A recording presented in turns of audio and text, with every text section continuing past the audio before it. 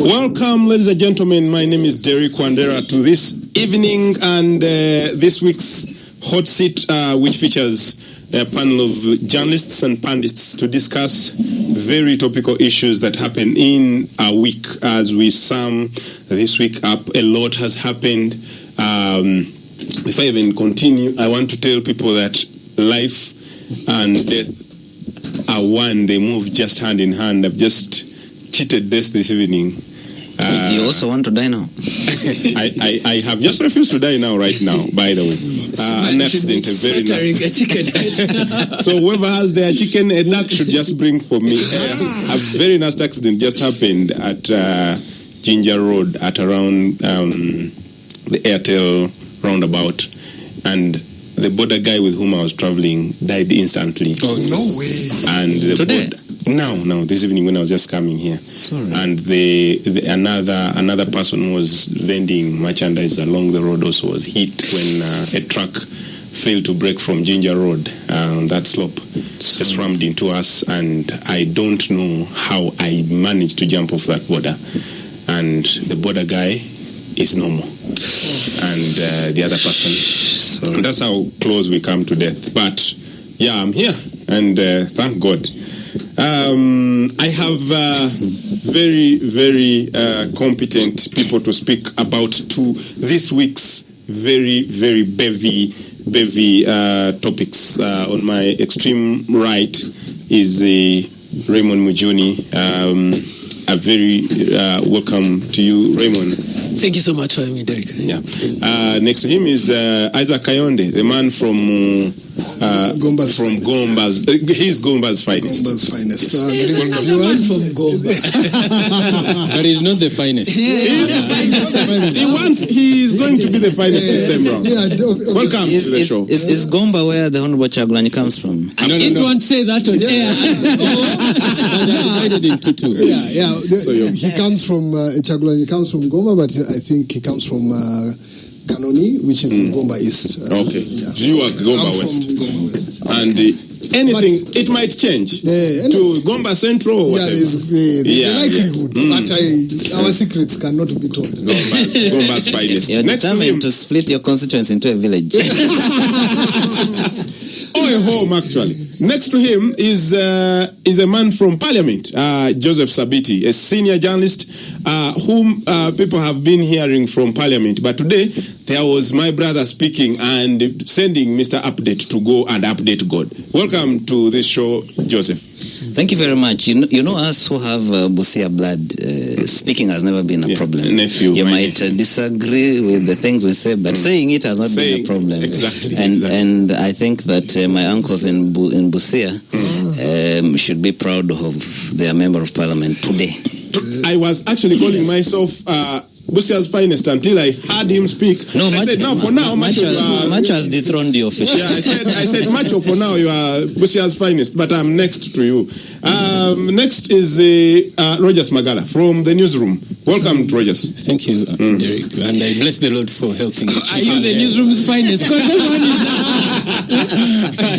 question is, his colors are suspect. No, his colors are suspect. But they're not political. In this sports, in this newsroom. Normally they are always camouflaging with the sports. Welcome.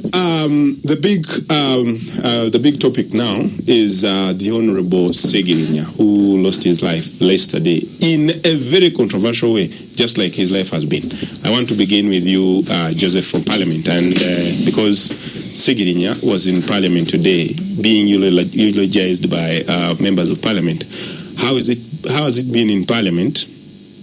What would you say have been the highlights about today's sitting, but also the highlights of what Ssergirinya was? I think for the sake of today, I want to speak my own views on my brother, Comrade Segi, and not necessarily the views of Parliament or the people I work for in Parliament. This evening I was reflecting on the reality of life. I first knew Ssergirinya as a councillor and one of the voluntary bodyguards of retired Colonel Dr. Kizza Besigye. When Besigye would be in the car, and Ssergirinya would run from Kasangadi up to wherever Besigye was going. And I remember he had one red tie that he wore permanently, and there's that trademark blue coat. I don't know where it went. Did he have one? That's the one I ever saw him in. That's all I saw.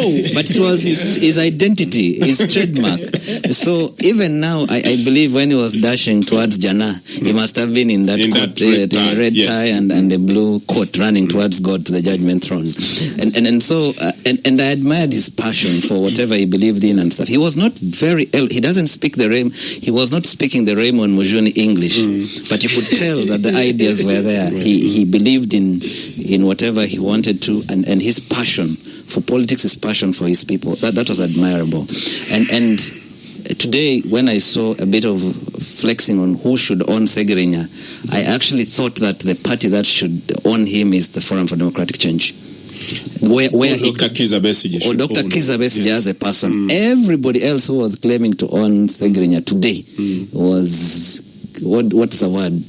I am only remembering it in my mother tongue. The English word has vanished. But it was an utter act of pretense. Point number one. Point number two. When he won the Kawempe North Parliamentary seat, he took me on a tour of his hospital in Kawempe. He came from NBS in his car, took me, and I went and I asked him, what do you want to do? And he had a vision. He had a purpose. He wanted to be an MP who made an impact. With people were saying he's uneducated and everything, but I found a very brilliant mind with a sense of empathy that many of us lack today.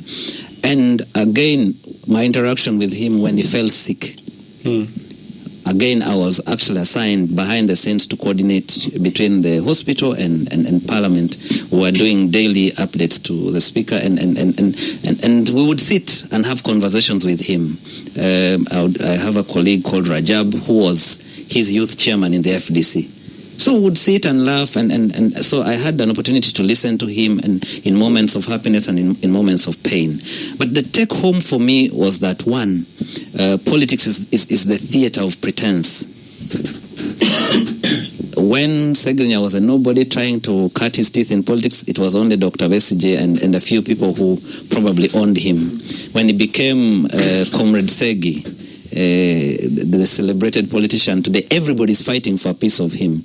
I also have a bit of an idea of what happened when he was incarcerated, the behind the scene maneuvers to get him out, and how he got out of prison. I think there's information that I may not be in position to say, but I know a bit of it. I also know when he was in hospital, how many people genuinely went to check on him, at least from the political circles, and how many people went to take selfies with him.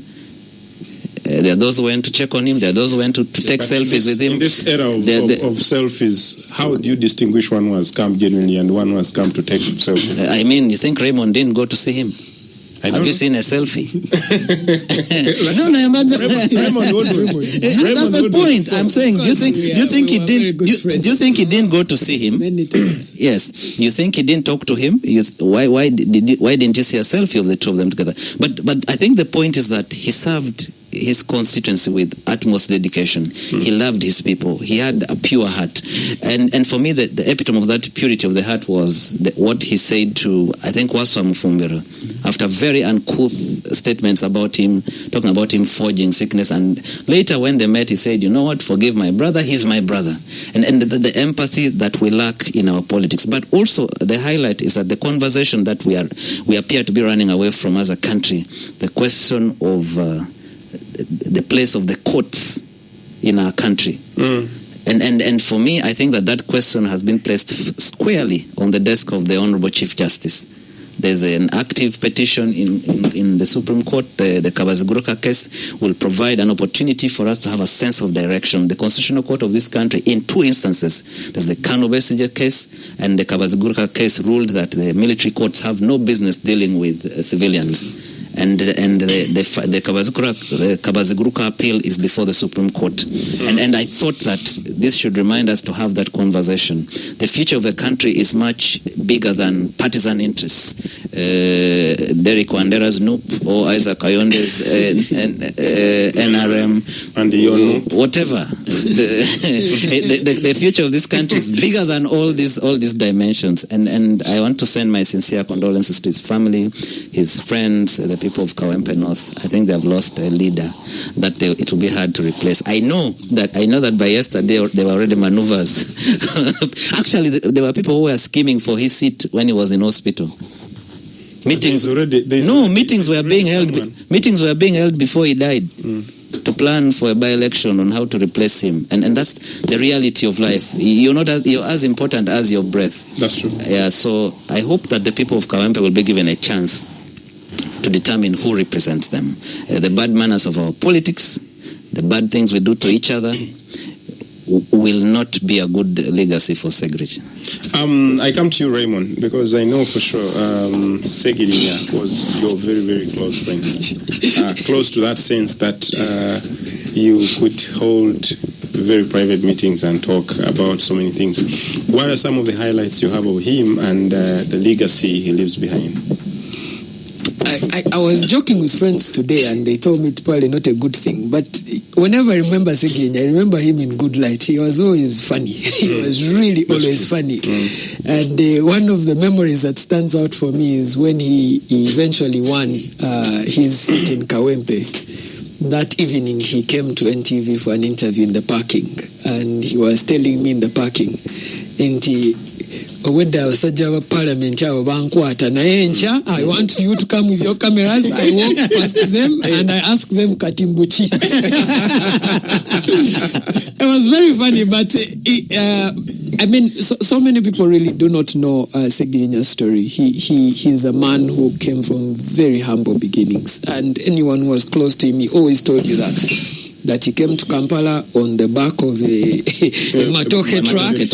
And he said if things fail in Kampala, he will still get a matoke truck and go back. Ssergirinya's first business, incidentally, was supplying politicians with food. He used to get food from the village, bring it into the city, and supply it to their homes at reduced cost. He really attempted on many occasions to come into the political scene and failed.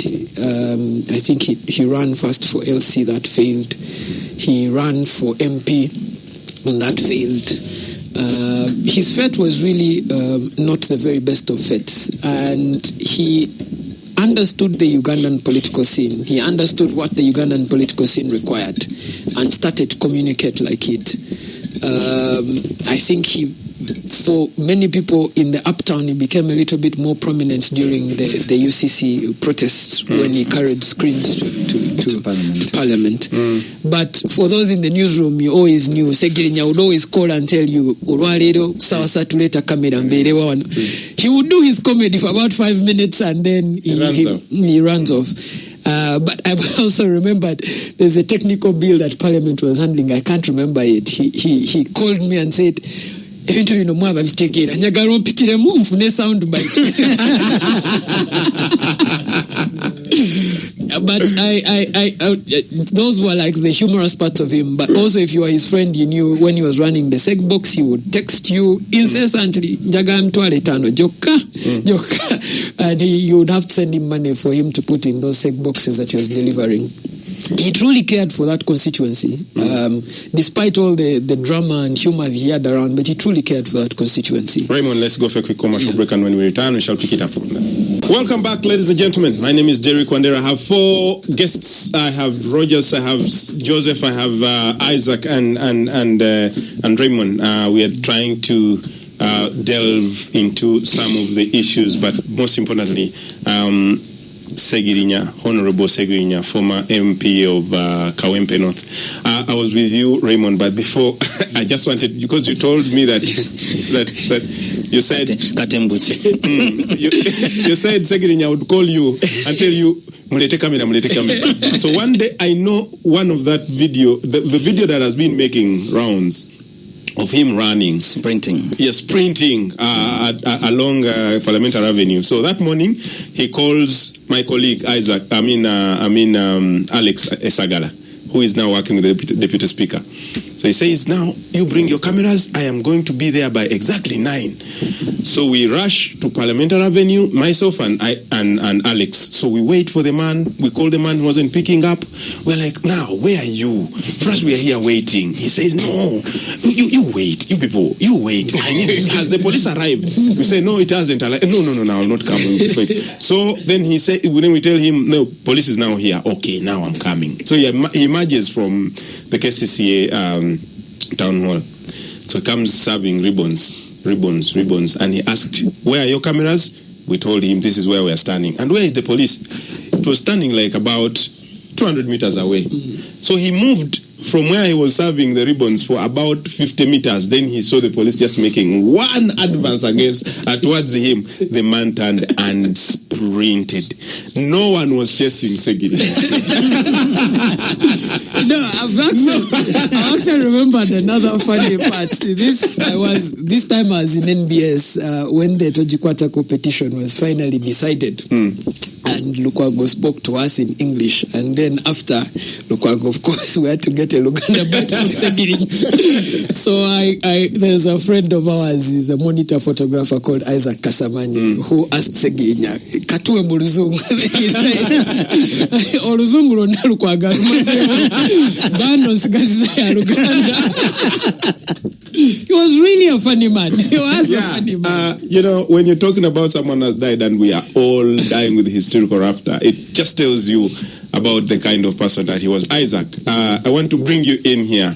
What are some of those memories you have about Ssergirinya? Ssergirinya's death. There are very few people that I like their passion for things. Ssergirinya was one of those people. I loved his wit. I loved his politics of the Mtuawansi. He really did it. He did it in a way that really endeared him to the people. And for me, that was a typical and classic example of what the people down there want. Unfortunately for me, again, I see about 3 things to Ssergirinya, and he'll bring this debate again to the fore. Ssergirinya, the man, he was an intelligent guy. He made very sane and logical arguments to things. He was a bit comical, but that was his style. And he said, if people who call him a comic, and I think on one of the shows, was like, if you call me a comic, I suggest all politicians become comedians, because these are the things I'm doing. That was the man. He was such an empath. He really liked to help people and everything. But when it came to being an MP, people have praised him for being a very good MP. The problem I have with that is that he's being praised for things other than being an MP. An MP is not required to build a hospital. An MP is not required to build or buy an ambulance. An MP is not supposed to, I'm not saying he's not supposed to, but those are not part of his roles. The roles are very clear, debate, appropriation, what else? But the crisis is that, unfortunately, whilst the Constitution imagines what an MP should be, voters have very clear demands they have of MPs. Yes, and for me, that's the tragedy, that you see, we then don't, the civic competence of the voter is so low that they demand that an MP who is going to debate, who should be debating national issues and doing the whole appropriation and whatever, is being judged based on how many burials he attends. He's being judged on whether you've bought an ambulance or not. You're doing all kinds of things, and for me, it's the sad reality of our politics. And Ssergirinya really just did the best in that regard. He did it so well to gain the support of the people. But when it comes to the debate, he He hardly debated in the House, but understandably, he was locked up. But that is the same thing we had with Katulubwama. He said, for me, I'm here to eat. And people voted him to eat. No, but Ssergirinya never said he wanted No. I'm just saying that the measure of what you do in the House is other than the role of an MP. Unfortunately, Isaac, the reality has hit us so hard that now I would rather have 6 Ssergirinyas in the House than have how many who's? Absolutely, I agree. Because the reality on ground is that we want MPs who are going to touch base with us. And it doesn't have to be that materialistic that I have to build a hospital, but someone who is going to represent us. I agree, but this is the price you're paying for that. This is the price. And a constitution can't be amended with MPs who are given 5 million. That the constitution, all you need is to give people 29 million shillings to change that constitution. That things of national importance are not discussed to the full extent. That is the price you're paying. Then again tomorrow you come and say, you know what, as long as he gives me some, the MP can, come for burials, he's good. Isaac, I am happy that it is your government that is in power. The government doesn't vote itself. Rogers, you are in the newsroom, and I like how we have handled the Ssergirinya story. Yesterday I was watching the NTV bulletin, and the bulletin was none other than Ssergirinya. The only thing that came in was just a pick of a few people from Parliament, and again they were also speaking about Ssergirinya. And I feel Ssergirinya has been served, that he deserves that media attention that he deserves. How I wish we had served him before his death. What do you think about the coverage of Ssergirinya, but also the kind of person that he has left behind? Firstly, I think what we can all remember about Ssergirinya is his life to stardom, the steps he went through, the hustle. He's a representative of all the hustlers.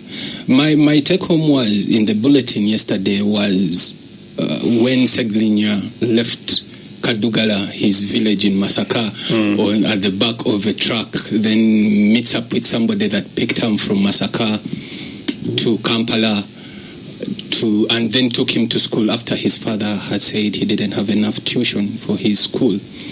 When he went to Senior 5, this particular school, Pimba Senior Secondary School, and for me this was it. It justified the charming character of the adult Ssergirinya, that when he contested for a position for prefect and he won, on swearing-in day, he led the delegation of the topmost politicians in Kampala. Yes, including the Lord Mayor, yes. Elias Lukwago, and everybody couldn't believe, including the staff. So ever since then, he's been that person that has proclaimed good, and he has stationed himself to be a great guy.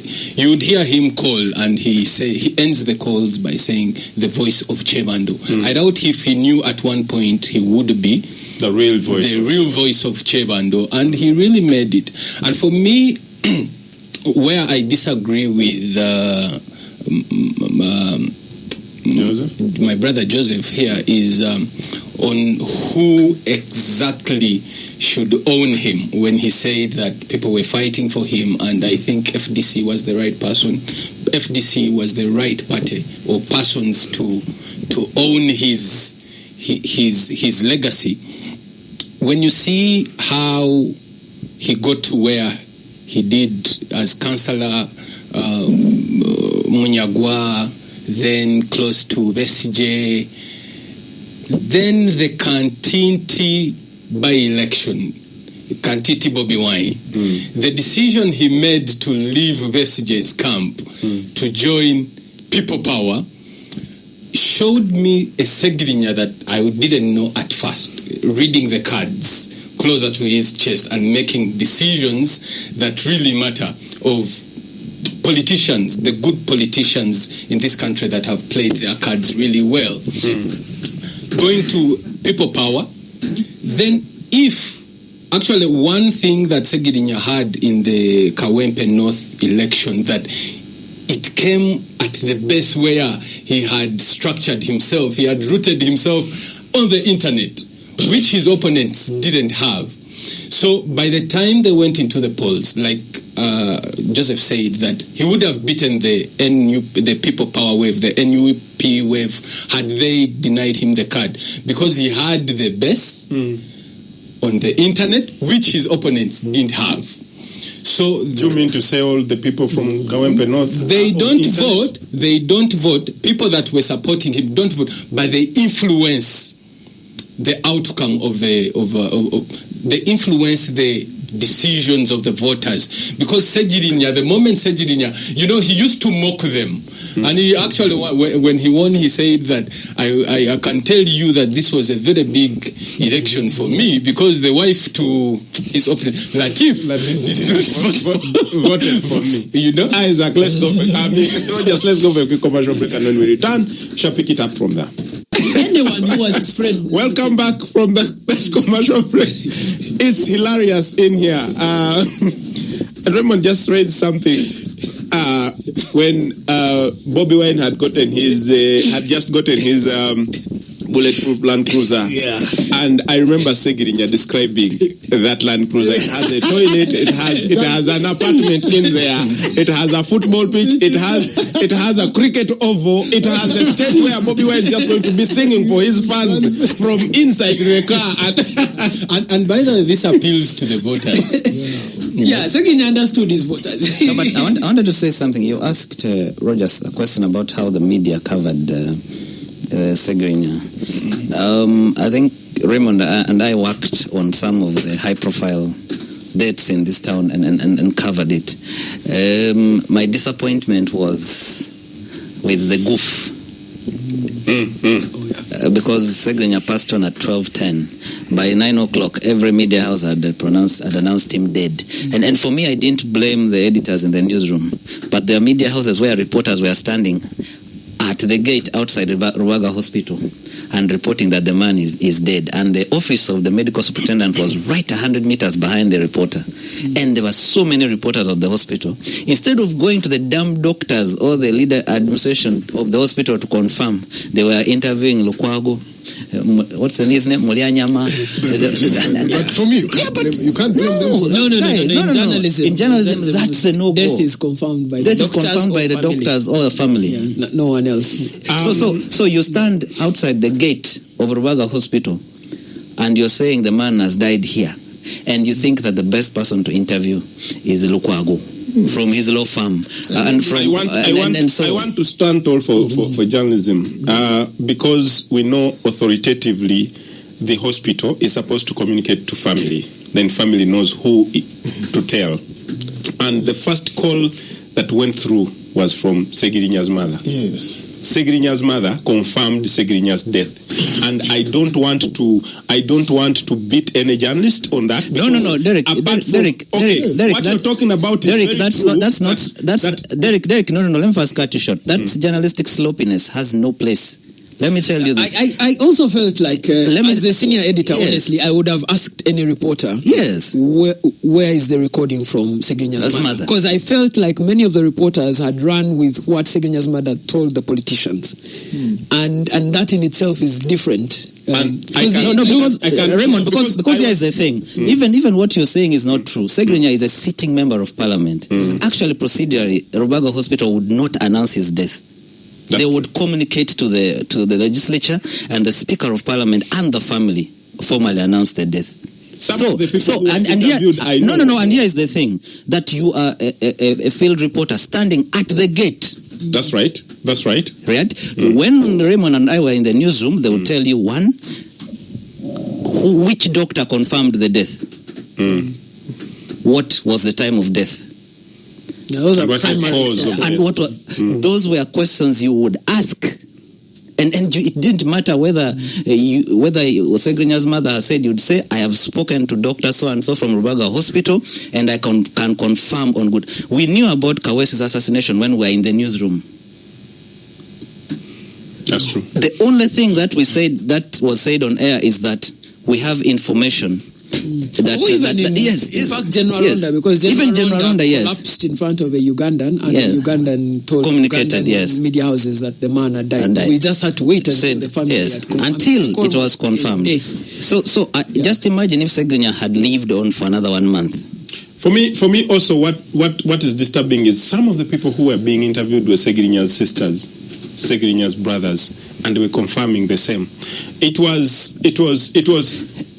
was a bit of laziness on the journalism side, but again, when you look at who is to confirm a death at that level, it would be very hard for the newsroom to No. I think it's a teachable. What I would say as an editor is that it's a teachable moment because one, there is a lot of sensation around Ssergirinya. Yeah. There were a lot of people. There were a lot of moving pieces, and a good journalist should be able to step away from the sensation and look for the fact and say, okay, the primary fact is this man alive or dead?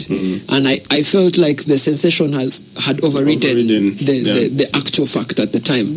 But I mean, at the end of the day, also on a live broadcast, there's very little you can control. And for me, I felt like on a live broadcast is not where you announce a death. On a live broadcast, you should just wait and say we will wait until we speak to the family to confirm. But also, Raymond, if any journalist who had followed Ssergirinya, one thing I knew is that he never ever denied any journalist audience, including when he was badly off in the hospital. But also to any journalist that followed the circumstance, there reached a time when the sisters they are talking about, the brothers, were actually taken out of hospital. It was him and his mother, and there's a gentleman called Kasaga, who, and then eventually it was only his mom around there, right? So for us, and for me, when I walked in, they said, your friend is dead. So I asked my team, have you confirmed? Said, yes, it's on social media. I asked again, have you confirmed? That it is all over the media houses. I asked, no, I am saying. And when I drafted a statement that was supposed to be communicated, because the house was starting at 10. But then I stepped back and said, but who has confirmed? That is when a phone call was made to a doctor and said, no. Medically, we cannot pronounce the guy dead. I'm just saying that in the heat of trending, in the heat of looking for likes, authentic journalistic voices should not fall prey to those. That's true. Yes. And you're very right. Journalism fell short on that note, and I know that every media house on earth in Uganda goofed that morning for a number. But I also think the hospital is responsible. Well, also the hospital, yes, because when you listen from the accounts of the family, they say they had a brief from the doctors. This was said by the mother. It was also said by the brother. And the caretaker. Yes. That at some point in the morning, the doctors called them and told them exactly what was happening. And they told them they have little they can do to bring back his life. Yeah, but I mean, it's like measuring in a minor. Joseph. Ask the masses. No, it's not measuring in a minor because Schumacher, for example, was brain dead for almost 10 years. So the man can be kept alive. So at the end of the day, for journalism, it's the fact that matters. It's the fact that matters. And if you carry the wrong fact, for example, Ssergirinya's family can actually take any newspaper to the coolers here and say you caused ambush, you caused pain that led to his death. I could argue that. They could drag you for... With Schumacher, there is a French media house that's used AI to purport that it had made an interview with him, and the family denied, and they threw it in court, and it paid big money. So actually, the Ssergirinya's families could sue all the media houses and said you pronounced this man dead 3 hours before he died. You caused us pain, mental anguish. We suffered, and you eventually led to his death. I mean, the thing is, it's the way the hospital. For me, I'll put the blame on the hospital. You go with you go and say all his organs have collapsed, his brain dead, but he's still alive. Okay, 5%. No, Isaac. Medical procedure. Medical procedure. No, medical procedure. They said it in a press conference. They said it in the press. No, the doctor refused to speak at the press conference. The medical superintendent refused to speak. No, there was a representative, the nun. No, that lady is the medical superintendent. She never said a word. The Honorable Senyonyi echoed what she said. No. We have her on record. Yes, we have her on record. The sister. Yes, Ssergirinya's sister. I was there. I was at Raga. The point is this. What Isaac is bothered about is standard medical procedure. Your family is briefed from time to time about your situation. If you're heading south, you're going where Derek survived going today, they keep telling you that from the look of things, it's heading this way. It doesn't mean somebody has passed. People go into comas for 6 months and bounce back. I agree. This wasn't a question of coma. You come and tell us the brain is dead. Your job as a journalist is to go down inside there and get the facts. My issue would be... It's okay for you, Isaac. It's not okay for Derek. Okay. I would be. For me, my issue would be, why would Rubaga wait for 4.5 hours, because they made that pronouncement a clarification at 10:30, and the news started moving around as early as 7. But that's explainable. The person who Ssergirinya was, according to some of the reports that I've seen, was a question of if you're Muslim and you die before midday, right, you're buried the same day. This was a person who they wanted to take to parliament and everything, so they delayed the announcement. But in effect, maybe the man had already passed. No, but maybe that's the assumption. If we just zero down to just journalism ethics, and again, just to ethics, if people are speculating about a death, it remains a speculation. You cannot confirm a death unless a doctor or a family member who is authorized tells you that this person has died. In any case, even in the ethics of reporting, I don't see why newsrooms, for example, were reporting that organs have collapsed. That's already medical information we do not need to engage in. And so I think in ethics, a lot could have failed. It's a teachable moment. We don't have to skin each other. But I know. Let's go for a quick commercial break, and when we return, we shall wrap it up. Welcome back to this last segment of the Hot Seat tonight, which features senior journalists and panelists to discuss very, very fundamental issues that happen in a week. And we are discussing, and I like the last segment that we're handling is purely journalistic, apart from Isaac in this newsroom, who is so much of a politician that he can never understand journalism. We are typically discussing journalism and where we went short. And I want to bring in Raymond to help try to shape this. What should a journalist have done at that moment where some of these people actually have contacts with a mother who has been briefed in the morning, told that, your son is as good as dead. Of course, because you want to be the first to break that news, then you become very lazy to cross that wall, just a wall or that door, to go to the doctor to ask. And accessibility to that doctor in such an intense time for an interview is also something that you want to think about.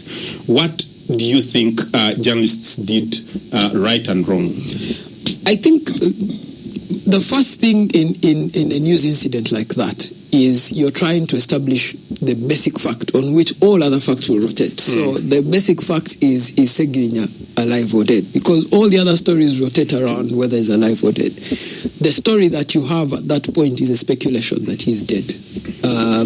And I think in newsroom ethics now, we've reached a point where writing on a speculation of death is not warranted, really. That's true. So what's important is to discover from the doctors if the person has died, or to find out from the next of kin, who is typically a family member, if the person has died. And that decision also falls down to the family. I often discourage reporters from trying to talk to family at that point in time, because the family is dealing with a lot of things at that moment, which is why the medical professional, who is the doctor, is the most important in that case. And the medical doctor, the pronouncement of death for a public individual, because we claim Ssergirinya as a public individual. He was a member of parliament. He was in the public eye for a lot of time. He attracted public attention. So he cannot claim to have a private life. He's a public individual in all senses of the word. So the first thing would be, if we can't get the medical professional, the next would have to be the parliament, because then it falls to the official body, which is parliament, to tell us. You try as much as possible to minimize harm on the family. That is the most important part, to be emotionally stable enough to minimize harm onto the family. It's possible that, the family is dealing with a range of emotions. It's possible if the doctor tells the mother, for example, that organs are failing, it's possible that they can interpret it differently. Yes. And also, I highly doubt that any reporter actually spoke to the mother. Because if you spoke to someone in that state of mind, it would be, I wouldn't rely on that interview as an editor. I would have it as one of the things was confirming the death, but essentially it would fall down to the medical professional. And it's not important to be the first. It's important to be right. Yeah, that's so you have to wait to be right. There are many times when newsrooms have misfired. We've had this debate when Kale Kayihura was arrested. Yes. Is he arrested? Is he not? Is he a general court martial? Is he not? People were calling all manner of sources for all manner of things. But essentially the fact that you're looking for is that one fact. Is this person dead? And the example I've given is the one of Aronda. There was a Ugandan on Facebook Live who was broadcasting when Aronda, I think, fell down in the transit bus and said, this man has died. We had that information for more than a day, actually, because we're trying to find out from the army, is the person who is your employer, is he dead or alive? And trying to find out from the family to confirm whether the person is dead or alive. Eventually, it fell down to the army to announce the man's death. It's just good manners to wait. Not much will change. Raymond, speaking of family, you highlight during the break about the controversy that ensued.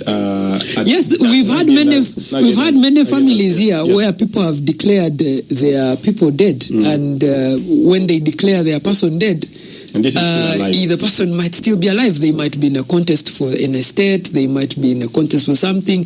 Other times you don't understand the family dynamics very well. The person who's probably telling you the person is dead is not even a family member. So sometimes it's important to wait. I think the best example is the late Jacob Olanya. I'm sure, Raymond, you knew probably 10 hours before the announcement that the Jacob had passed. Without declaring sources, someone and said the man is gone. But all of us kept our mouths shut until the President of the Republic said, I want to announce this, and this. The other option would have been if you had gone to Seattle and spoken to the hospital and they say to the doctors. I think the point is that, like Raymond says, it's a teachable moment. And for me, I'm saying this because I left the newsroom, but my heart beats journalism. And sometimes I get a bit taken back when I look at things and I'm like, wait a minute.